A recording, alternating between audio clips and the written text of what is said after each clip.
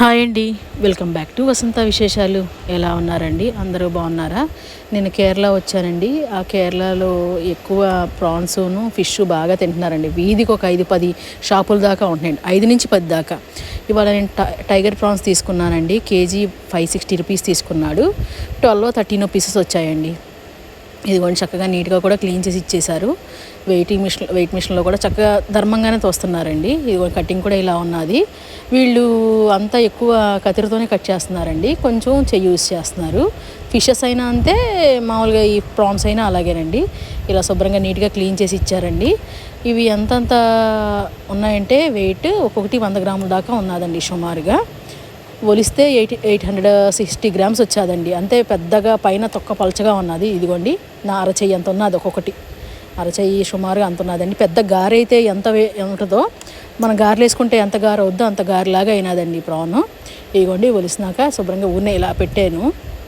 ఇదిగోండి, ఇలా ఉన్నాయి, చాలా బాగున్నాయండి, చాలా ఫ్రెష్గా ఉన్నాయండి.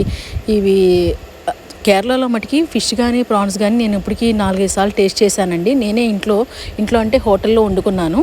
చాలా బాగున్నది. కొన్ని మసాలా, అల్లం వెల్లుల్లి పేస్టు, గరం మసాలా, ఉప్పు, కారము, ఆయిల్ వేసేసి అన్నీ మ్యారినేట్ చేసేసాను ఫస్ట్.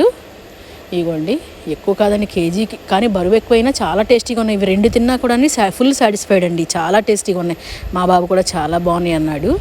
ఇలా నిమ్మకాయ కూడా ఒక ఫుల్ నిమ్మకాయ ఇలా మ్యారినేట్ చేసేసుకుని ఒక 1 అవర్ అలా వదిలేసేసి కర్రీ వండేసాను.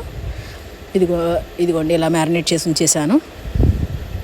ఇదిగోండి, కర్రీ ఒక 7 పీసులు తీసి కర్రీ వండానండి. ఒక్కొక్క ప్రాన్ అండి గారెలాగా పెద్దదైందండి. ఇంకా వీడియోలో చిన్నగా కనిపిస్తుంది, కానీ మనం గారె వేసుకుంటే ఎంత ఉంటుందో అంత ఉందండి. 2 వేసుకుని తింటే ఫుల్ అన్నం కూడా తినేసాం అనమాట దాంతో.